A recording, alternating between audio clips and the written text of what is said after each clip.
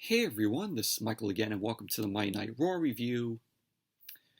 Monday Night Raw tonight was abysmal, in my opinion. Wasn't a good show tonight. Well, you could say that about Monday Night Raw every single week. Show was absolutely abysmal. The whole show was built around Matt Riddle, and the Matt Riddle stuff that was done tonight was actually kind of entertaining, in my opinion. You had Ricochet versus John Morrison, which Ricochet delivered one of the highlight spots on Monday Night Raw for this year, which I'll get to explaining that when I talk about that match. You had Nikki Cross versus Shayna Baszler. We had Jaxson Ryker versus Elias in a strap match. And the main event, it was a triple threat Money in the Bank qualifying match. It was Drew McIntyre versus AJ Styles and Matt Riddle. But overall, Monday Night Raw was absolutely abysmal tonight. And before I start the review, if you guys haven't checked out my previous video that I uploaded earlier today, did a movie review of the 1990 film Nightbreed, which was written and directed by Clive Barker. Definitely check out my review if you guys haven't seen it yet. I enjoyed the film. It was a very weird film, horror film. Had David Cronenberg in it as the villain of the film. So definitely check out my review of Nightbreed if you guys haven't seen it yet. But let's get on with the review. So Monday Night Raw opened up tonight with Adam Pearce and Sonya Deville. They were both backstage. They end up announcing that Randy Orton is unable to compete due to circumstances out of their control. So they end up announcing that there will be a over-the-top rope battle royal to determine who gets Randy Orton's spot in the triple threat second chance qualifying match for Money in the Bank. So then Matt Riddle ended up coming by Adam Pearce and Sonya Deville. Matt Riddle had a letter in hand which supposedly he said was from Randy Orton, giving Orton's spot in the triple threat to Matt Riddle. So Sonya Deville and Adam Pearce weren't buying this so-called letter which was supposedly written by Randy Orton. So they were like, oh, you wrote this letter yourself. And from the letter, it doesn't look like it was written by Matt Riddle. It looked like it was written by a 5-year-old because of the handwriting. So Matt Riddle ended up making the case for a spot in the Battle Royal. So he ended up riding off on his scooter. And that was basically that. So no Randy Orton tonight. He wasn't on the show. Which was very odd. Very odd for Randy Orton not to be on the show tonight. So then we had the over-the-top rope battle royal. The winner gets a spot in the triple threat second chance Money in the Bank qualifying match later on in the night. So we had Matt Riddle versus Akira Tozawa versus Damian Priest.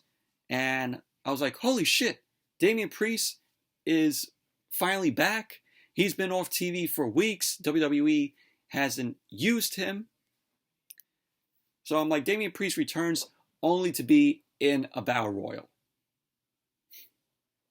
Really, this is what you got for Damian Priest. This is the best you got for Damian Priest. Being in the battle royal. So yeah, Jeff Hardy, Jinder Mahal, Drew Gulak, Cedric Alexandra, Angel Garza, Mansoor, R-Truth, the Viking Raiders, Eric and Ivar, and Humberto Carrillo. Those are you guys in this battle royal. So the match ended up starting. Everybody went at it. Shelton Benjamin ended up eliminating Drew Gulak. we had Matt Riddle and Ivar. They were both working on Mustafa Ali. Jinder Mahal ended up eliminating Shelton Benjamin. And Ivar and Jeff Hardy, they were working on Cedric Alexander. Damian Priest ended up dumping Angel Garza, but Angel Garza ended up landing on one foot, and he was hobbling around, and he got back into the ring. Angel Garza was pulling the Kofi Kingston there. I mean, we all know what Kofi Kingston, in the Royal Rumble, Kofi Kingston doing his best to try not to get eliminated. So Angel Garza ended up pulling that. So Angel Garza ended up dumping Mansoor, but he ended up hanging on. Mansoor ended up hanging on. So Mustafa Ali ended up making the save. He ended up eliminating Angel Garza. Mustafa Ali then eliminates Mansoor. There's a point where Humberto Carrillo and Damian Priest were battling with Akira Tozawa. Jinder Mahal then eliminated R-Truth. And then Jinder ended up eliminating Akira Tozawa. And so Drew Gulak ended up rolling up Akira Tozawa to win the Jobber Ninja Turtle 24/7 title. Truth ended up running over and decking Drew Gulak. He pinned Gulak, so R-Truth got the Jobber Ninja Turtle 24/7 title back. And then Akira Tozawa leapt off the apron. He ended up taking Truth down. And Akira Tozawa ended up taking back the stupid 24/7 title. I mean, this was awful. This sucked. Can we please retire this fucking atrocious belt? I said it before, and I'm going to keep saying it. I'm going to keep saying it until WWE finally listens, which I know they won't. Since when does WWE listen to its fans? Please retire this fucking title. It is so bad when this title is featured on TV. This title is literally a fucking joke. It's still going to be a joke until WWE finally manages to retire this belt. God, please. I'm so tired of when the 24/7 title is featured on TV because it is a fucking joke. It's a circus. This part in this Battle Royal with frickin' Drew Gulak rolling up Akira Tozawa, R-Truth rolling up Drew Gulak, and Tozawa ends up taking back the 24/7 title. It's a fucking circus. Awful. Please retire this goddamn title. So we saw Omos. Omos ended up walking down to ringside, and he ended up eliminating both Eric and Ivar. Omos then ended up taking out the Viking Raiders at ringside, and he was yelling. He yelled out a scream, and then Monday Night Raw went to commercial. Then when Monday Night Raw came back from the commercial, we saw Damian Priest was unloading on Cedric Alexander in the corner. Jinder Mahal was working on Matt Riddle. And at the end of the match, it came down to Matt Riddle and Damian Priest. So Damian Priest and Matt Riddle were facing off. Matt Riddle almost eliminated himself, but he ended up hanging on. Priest was unloaded with some strikes to Riddle. Riddle then ended up ducking and hitting a German suplex to Damian Priest. And Matt Riddle ended up winning this Battle Royal by eliminating Damian Priest. So there you go. Matt Riddle ended up winning. Matt Riddle will get to be in the Triple Threat Second Chance Money in the Bank qualifying match later on in the night, which was the main event. So, there you go. Matt Riddle ended up winning it. So then we saw Nia Jax and Shayna Baszler and Reginald backstage. Shayna Baszler ended up mentioning how she's going to give Nikki Cross a hard dose of reality. then she's going to send Alexa Bliss to join her stupid doll Lily in extended timeout. So all three of them ended up walking off, and there we saw Alexa Bliss. Alexa Bliss was standing in the background watching Shayna Baszler, Nia Jax, and Reginald. Just spying on them, what they had to say. So that was that. So now we had Kevin Patrick. Kevin Patrick was backstage with Omos and Styles. He was asking Styles about Riddle being added to the triple threat Money in the Bank second chance qualifying match. So Styles ended up going on about how it should have been him versus Drew McIntyre, since Randy Orton isn't here tonight. But his chances of winning have went down. Omos went on to say that he was just scouting the competition for Styles when he attacked the Viking Raiders. So Styles ended up saying that Kevin Patrick is trying to give Omos grief for the same thing the Viking Raiders did last week. Styles went on to say that he has the advantage tonight, and when he has the advantage, he is phenomenal. He wanted to say that he will win Money in the Bank to become the WWE Champion once again. And while that happens, he and Omos will continue to defend their tag team titles against anyone who wants a shot, including the Viking Raiders. So there you go. That was what Styles and Omos had to say. And then we went to Stand Back! There's a butterfly coming through! Yes, and when I say that, I mean Nikki Cross. Nikki Cross was backstage. The Lucha House Party ended up walking up to her. The Lucha House Party ended up giving her some words and props on our new superhero look. So then Sarah Schreiber then walked up to Nikki Cross, and Nikki Cross was happy about almost being this superhero. She kept saying that she finally found something deep inside of her, and now has the courage to show up. She ended up going on about how everyone has it inside of them to do better and be better. She ended up saying that her new style represents that mindset. She ends up mentioning qualifying for the Women's Money in the Bank ladder match, and says a win for her would be an inspiration to little boys and little girls everywhere. She ended up saying that she is excited thinking about possibly being the Raw Women's Champion. At this rate, I don't want to see Nikki Cross as the next Raw Women's Champion in the superhero gimmick that she created. Yes, this was Nikki Cross's idea of being this superhero. It wasn't WWE creative. This was Nikki Cross's own idea. So we have Nikki Cross coming out to the ring. Mike Rome end up introducing Nikki Cross as, get this, almost a superhero, Nikki Cross.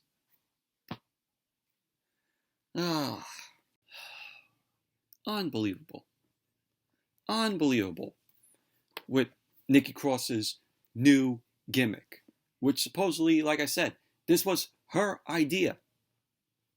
This was her idea. This wasn't WWE Creative's idea. So we had Nikki Cross versus Shayna Baszler. Meh match, in my opinion. Did not care for this match. We had Nikki Cross waiting in the ring. Shayna Baszler ended up coming out along with Nia Jax and Reginald. Match ended up starting. Nikki Cross ended up going for an early roll-up on Shayna Baszler. Baszler ended up leveling Nikki Cross with a shoulder. Baszler ended up keeping control of the match. Ended up dropping Nikki on her neck. So Baszler was just mounting Nikki Cross with some rights. Baszler delivered a power slam to Nikki Cross. She continued to dominate during the match. She was wearing Nikki Cross down. launching Nikki Cross face first into the middle turnbuckle. So Nikki Cross ended up drop kicking Shayna Baszler off the apron, and Shayna Baszler ended up landing in front of Reginald and Nia Jax.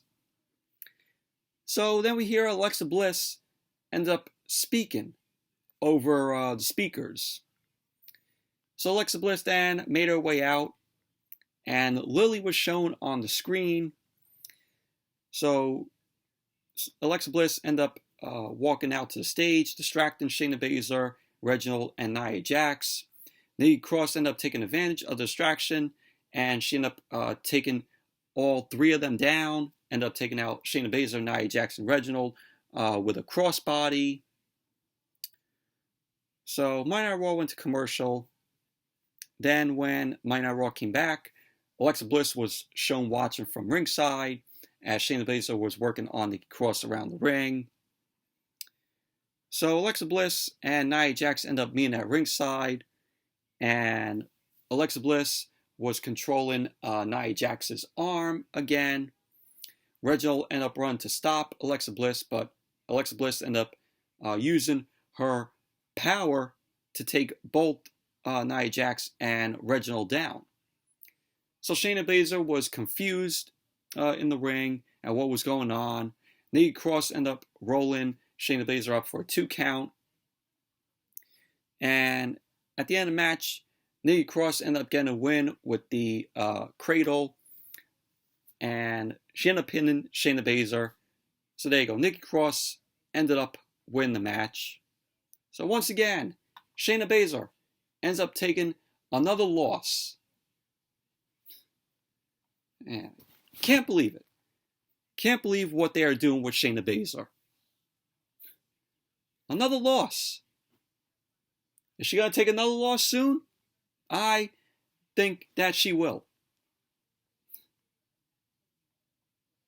Man. But overall, very meh match. Boy, feel bad for Shayna Baszler taking all these losses. This is not the Shayna Baszler that we know and we loved when she was in NXT.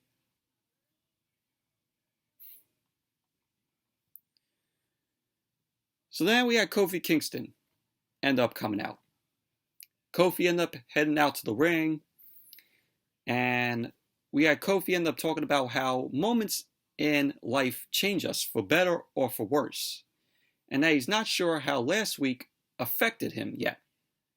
But hearing about Xavier Woods yelling inside the ring while he was stuck in the Hell in a Cell with Bobby Lashley and MVP, Kofi ended up saying that he hates he couldn't do anything for Xavier Woods when he needed him. He wanted to say that a lot of people have hated on Xavier for a long time, but he thinks last week Xavier showed the world what kind of competitor he is, and that it's time for the world to put some respect on his name. Kofi wanted to say that Bobby Lashley won fair and square, but what happened after the Hell in a Cell match was not okay. So Kofi ended up going on about what Bobby Lashley and MVP did to Xavier Woods inside the cell. Kofi ended up saying that he can't get the image out of his head, but he does know he will make Bobby Lashley pay when he takes everything from Bobby Lashley and beats him at Money in the Bank to become the new WWE champion. So then out came MVP with Bobby Lashley's ladies. So MVP ended up laughing at the idea of Kofi winning the WWE Championship from Bobby Lashley.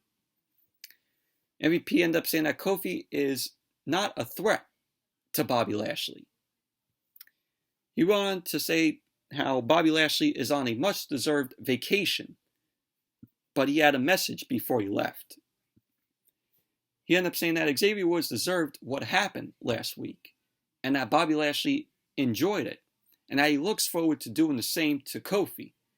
And what Brock Lesnar did to Kofi will look nothing compared to what Bobby Lashley does to him. So Kofi ended up going on. He ended up making the case for why he thinks Bobby Lashley is getting soft. So Kofi was then taking shots at MVP. MVP ended up saying that he does what he does for Bobby Lashley because he deserves all the success and accolades that he has. So MVP ended up mentioning Xavier Woods' injuries from last week being so bad that Xavier Woods couldn't come to work this week and might miss the show next week. Kofi ended up promising Xavier Woods will be here next week. So Kofi ended up knocking MVP for his knee injury for 6 months. And MVP ended up denying that. He ended up saying that if he was cleared, he'd come in the ring and kick Kofi's ass. So Kofi ended up getting out of the ring and charged at MVP on the ramp. Kofi ended up dropping MVP with the Trouble in Paradise. And Kofi ended up standing over MVP. He was yelling at him. And that was that. So, looks like we're going to begin a feud with Kofi and Bobby Lashley. So, that's that.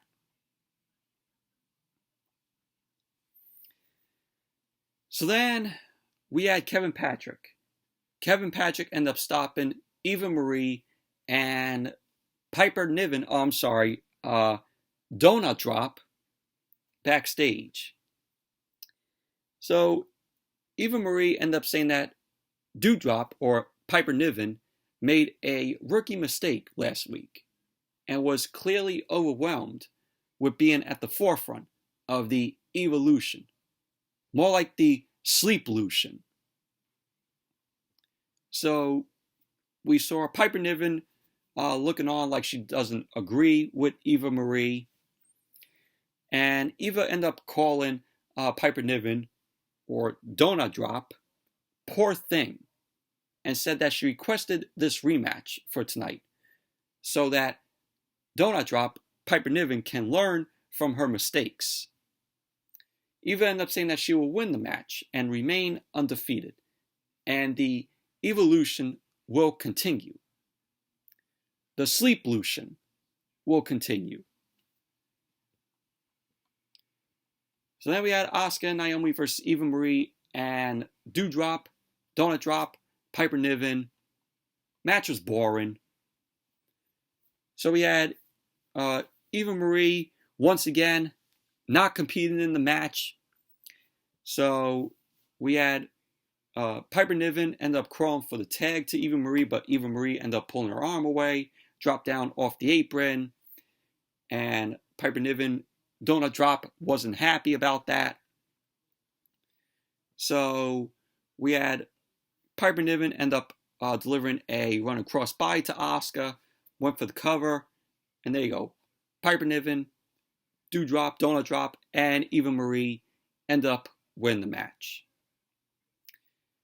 Post-match, Eva Marie wasn't happy about Piper Niven winning the match, so Eva Marie then took the mic, started interrupting, and she declared herself the winner of the match. Yeah, the winner of the match for not doing a fucking thing. When is Eva Marie's contract up? Why is she even here? What a waste of space for bringing Eva Marie back. You get rid of the Iconics, you get rid of Ruby Riott, and you get rid of those women just to bring back Eva Marie. How fucking pathetic. Eva Marie's contract, hopefully, it'll better be up soon. It better be up by the end of the year. She is a waste of space on this show. Can you imagine when the fans come back in a few weeks, how they're going to boo the hell out of Eva Marie?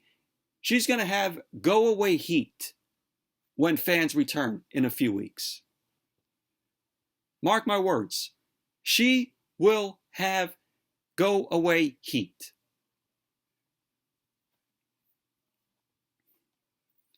But every time Eva Marie's on, we just got to reach for the remote or grab our pillow and just doze off until the match is over.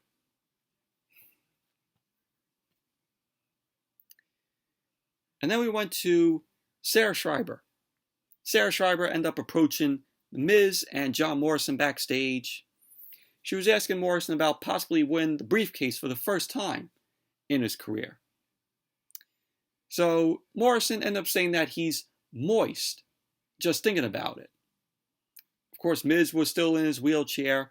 He was ranting about why John Morrison will win Money in the Bank and cash in the briefcase because he's under the guidance of The Miz. And that Miz is a 2-time Money in the Bank winner. So Ricochet ended up interrupting them. Ricochet ended up bringing out the dipstick. And John Morrison has, one just like the one that Ricochet had. He doesn't realize, John Morrison didn't realize that it was his dipstick. So Ricochet ended up spraying both Morrison and The Miz with it. And Ricochet ended up heading to the ring. Miz was seated in his wheelchair. Whatever. This was awful. So now we have Ricochet versus John Morrison, which this was a decent match. John Morrison ended up coming out with The Miz in his wheelchair. Ricochet came out first, then Morrison and The Miz. Match ended up starting. Miz was ranting on commentary. Morrison ended up mounting some offense on Ricochet. He delivered a kick to Ricochet's head, went for the cover, which Ricochet ended up kicking out at 2. Morrison kept control of the match until Ricochet ended up dropping Morrison out of the ring. So Miz was cheering Morrison on. He was telling him to get back up. Ricochet ran the ropes. He ended up nailing a baseball slide, which sent Morrison back out to the floor. So Miz was just ranting at Ricochet out there. Ricochet ended up running and he leapt over the Miz's wheelchair and he delivered a hurricanrana to John Morrison on the floor, which looked awesome. That hurricanrana from Ricochet looked awesome, and how he delivered it to Morrison. So the Miz was furious, and Ricochet then ended up grabbing the dipstick, and he ended up squirting the Miz with it, and Miz was just pissed off and seething after Ricochet ended up squirting him with the dipstick. So Monday Night Raw went to commercial. Then when Monday Night Raw came back, John Morrison was shown beating Ricochet down in the corner. Ricochet ended up fighting out of it. He ended up working on Morrison. Morrison ended up sweeping the leg out, and he kept Ricochet down. So Ricochet then fought back. He started taking advantage of Morrison being distracted. Ricochet then unloaded and nailed a crossbody to Morrison. There was a point in the match. This was the highlight of the match here, possibly the highlight for Monday Night Raw this year, where Morrison was sitting on top of the barricade. Ricochet flied from the top rope, and Ricochet ended up nailing a huge crossbody, which sent him, and he knocked Morrison off the barricade. And they were on the floor, right by where the LED screens are. So Ricochet ended up making it back over the barricade. Morrison was unable to get back up, and both Ricochet and Morrison were counted out, so the match ended in a double count out. So post-match, Miz ended up wheeling over to check on Morrison, and pretty much that was basically that. So, but overall, this was a decent match, and that highlight moment in this match where Ricochet ended up flying off the top rope and delivered that awesome springboard crossbody to Morrison off the barricade was really well done. It was awesome. That is the best moment on Monday Night Raw this year. So then we had Charlotte backstage with Natalya and Tamina. They were talking about respect for the history of the business and having what it takes to lead. So they were taking shots at Rhea Ripley, Mandy Rose, and Dana Brooke. And Charlotte ended up telling Natalya and Tamina to get ready to show their opponents that respect is not given and that it's deserved. So then we had the 6-woman tag team match, Charlotte, Natalya, and Tamina versus Rhea Ripley, Mandy Rose, and Dana Brooke. This was boring. This was absolutely boring. So we had a brawl ensue on the outside where Rhea Ripley came out. She ended up attacking Charlotte, and Tamina ended up mounting Dana Brooke at ringside. Charlotte and Rhea Ripley brawled into the ring. They ended up going at it. Rhea Ripley ended up mounting Charlotte, but Charlotte ended up getting back up. Natalya then ran in. She ended up fighting Rhea Ripley off Charlotte. Mandy Rose ended up attacking Natalya. And Charlotte, Natalya, and Tamina ended up regrouping at ringside as Rhea Ripley, Mandy Rose, and Dana Brooke end up recovering. At the end of the match, Charlotte ended up delivering a big boot to Mandy Rose, went for the cover, and there you go. Charlotte, Natalya, and Tamina ended up winning the match. Post-match, Rhea Ripley ended up coming in. She ended up chop blocking Charlotte's knee. Charlotte ended up going for Rhea Ripley, but she ended up rushing right back out of the ring. And that was that. More bullshit with Rhea Ripley and Charlotte. Who cares? But overall, terrible match. So then we saw Jaxson Ryker. Jaxson Ryker was backstage. He was whipping himself with the strap because he's taking on Elias. And it's going to be a strap match. R-Truth ended up running by, and he was just throwing some comedy act at Jaxson Ryker. Ryker ended up saying that he's preparing himself for battle. So he ended up going on about Elias and the strap match. So R-Truth ended up thanking Jaxson Ryker for sharing and asked if he can borrow the strap when he's done so he can use it on Akira Tozawa to get his baby back. You know, his jobber, Ninja Turtle, awful 24/7 title. So Jaxson Ryker was just hitting his own back with the strap. And that was that. But this was a waste of time. This was a waste of a segment.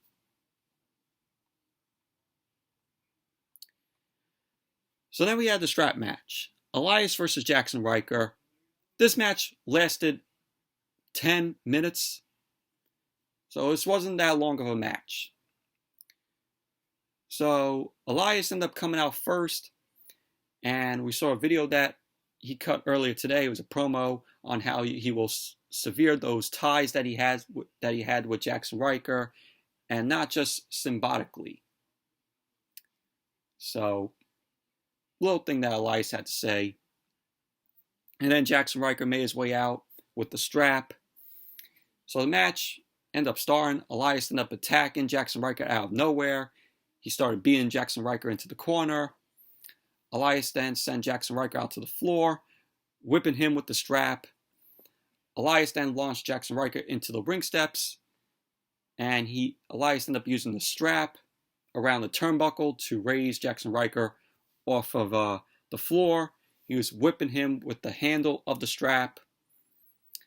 So Ryker ended up turning around. He started yanking Elias into the post, started beating him around. Ryker ended up bringing Elias back into the ring. He was just beating Elias down with the strap.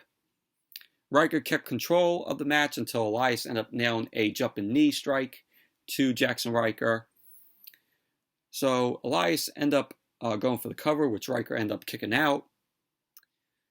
So Ryker ended up whipping Elias into the corner, and he caught Elias and delivered a side slam, and he went for the cover.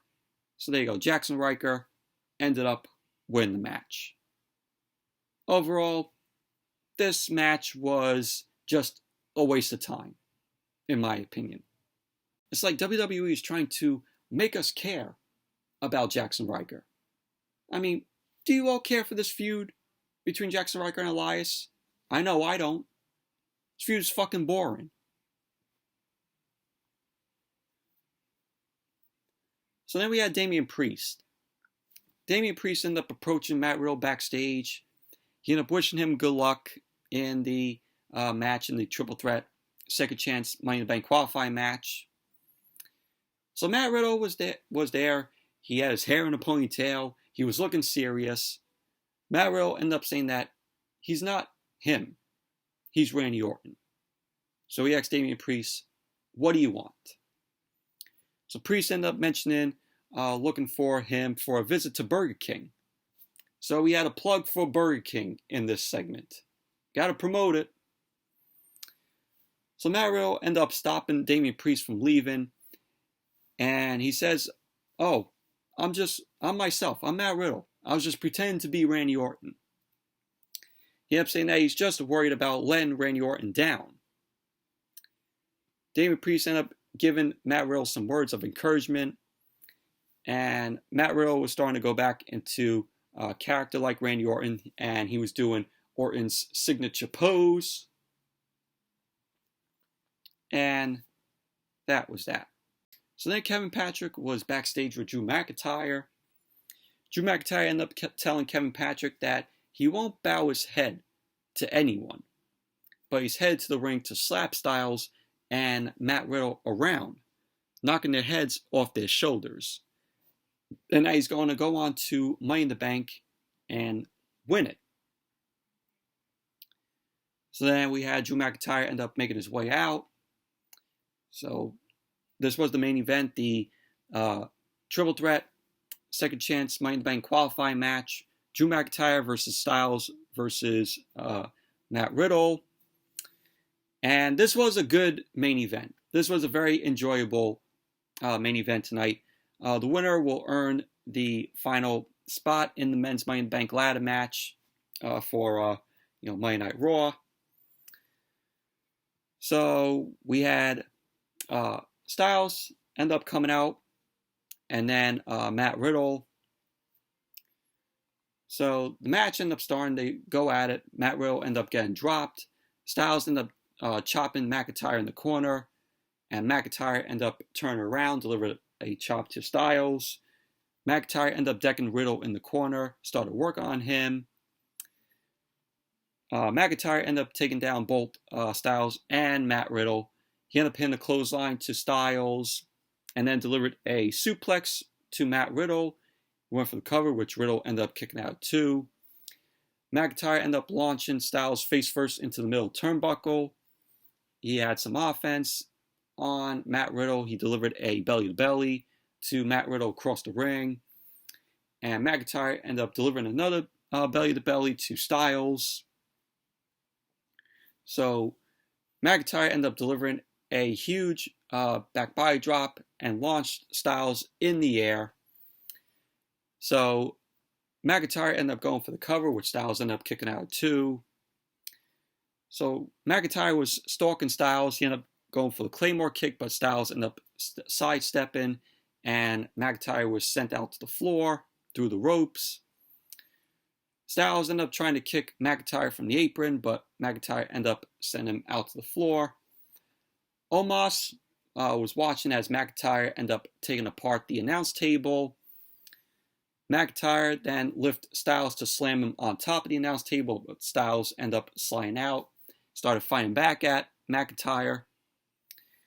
So Matt Riddle ended up leveling McIntyre next to the announce table, and Riddle and Styles ended up getting up. They started trading strikes. They started swinging at McIntyre as he stumbled to his feet. So McIntyre ended up sending Matt Riddle into the steps and into the ring post. So Styles ended up sending McIntyre face first into the ring post.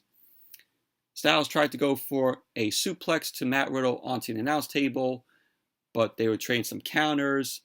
Riddle ended up delivering a suplex to Styles out on the floor. And then McIntyre ended up grabbing Matt Riddle. McIntyre ended up delivering a suplex of his own to Matt Riddle on the floor. Styles then dropped McIntyre with a enziguri to his face. And we had Styles and Matt Riddle. They both end up grabbing McIntyre. And they did a slam to McIntyre on top of the announce table. McIntyre ended up crashing through the table, destroying it as Monday Night Raw went to commercial. Then when Monday Night Raw came back from the commercial, we saw Matt Riddle was trading shots with Styles in the ring. McIntyre was still laid out on the announce table. Styles was working on Matt Riddle's ankle, and he ended up dropping an elbow on Riddle's ankle, and he kept stomping away on it. And there was a point later on in the match where Matt Riddle ended up slamming his right foot on the ring steps, which he injured it. He was selling the injury. And we had later on, he ended up coming back into the match. His foot was taped up. So at the end of the match, we had McIntyre ended up covering Matt Riddle because McIntyre ended up delivering the Claymore to Matt Riddle. So McIntyre ended up going for the cover. And there you go. Drew McIntyre ended up winning the match. He now gets to be in Money in the Bank. So that's that. But overall, this was a good main event. Really enjoyed this match. All these guys gave it all they got in this match.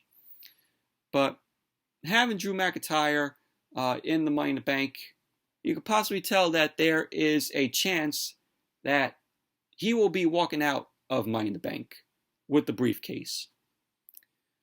Because we all know WWE, they love McIntyre. McIntyre is a great wrestler. He's great in the ring. But I have to say that WWE, they are trying to make McIntyre how Roman Reigns was as a babyface. And if that happens, if WWE does that, then everybody is going to hate Drew McIntyre if he's still a babyface. I think that if McIntyre wins the briefcase at Money in the Bank, the fans are going to boo him, and he's going to be booed out of the building. That's how the way I see it. So I wouldn't be surprised if that happens at Money in the Bank with fans back in attendance. McIntyre, if he grabs the briefcase and wins Money in the Bank, without a doubt, the fans are going to boo him out of the building. But overall, Monday Night Raw was an abysmal show tonight. Terrible show. Outside of that little moment from Ricochet doing that crossbody off the top rope onto John Morrison from the barricade, and the Money in the Bank qualifying match, triple threat, second chance Money in the Bank qualifying match. Outside of all that, it was an abysmal show tonight. Even though the Matt Riddle stuff was interesting, in my opinion. But anyways, that's it for my review of tonight's Monday Night Raw. Thank you all for watching. Hope you all enjoyed this review.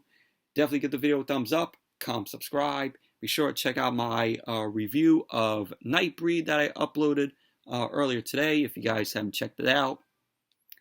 So anyways, until the next video, which will be the Dynamite review. AEW Dynamite is back on Wednesday this week.